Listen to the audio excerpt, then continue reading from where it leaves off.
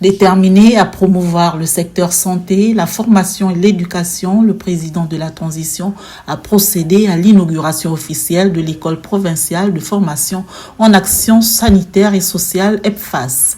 Lors de cette cérémonie, marquée par la coupure symbolique du ruban, les étudiants réunis dans l'amphithéâtre de l'établissement ont remercié le chef de l'État pour son engagement en faveur de la jeunesse et de l'éducation. Cet établissement longtemps laissé pour compte, dont vous aviez rédoré l'image en faisant de cela un édifice paradisiaque dont la jeunesse sera continuellement formée, nous conduit à vous exprimer notre soutien indéfectible, car vous portez un intérêt important dans la formation de la jeunesse japonaise.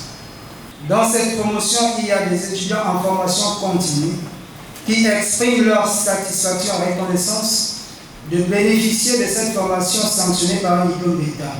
Abandonné depuis 2008, l'EPFAS a récemment ouvert ses portes, symbolisant la volonté du président de la transition de renforcer le secteur sanitaire par la formation de professionnels qualifiés.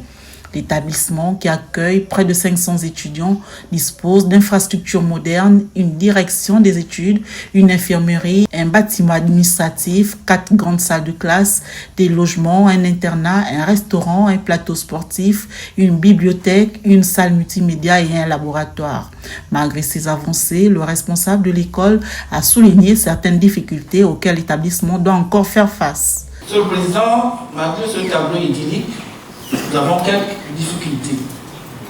Et militaires, nous savons qu'on a une critique, une mission des hommes. Parmi les quelques difficultés auxquelles nous sommes confrontés, Monsieur le Président de la République, il y a d'abord, avant tout, le problème de moyens volant sur le plan logistique. Il y a un internat ici, une capacité de 100 étudiants. Il est extrêmement difficile, Monsieur le Président, dans ces conditions, de pouvoir faire à manger aux enfants et pouvoir les permettre d'étudier convenablement. Prenant la parole, le ministre de la Santé a prodigué des conseils aux étudiants et sur instruction du président de la transition a annoncé le paiement des bourses aux étudiants admis par voie de concours. Le chef de l'État a une oreille très attentive. Je suis sûr que vos préoccupations vont être prises en compte.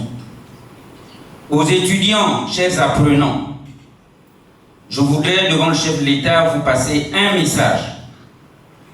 Vous êtes les pionniers de cette école. On attend de vous des gens pleins de cœur, des gens pleins d'empathie, des gens pleins de détermination pour changer l'image de l'hôpital gabonais.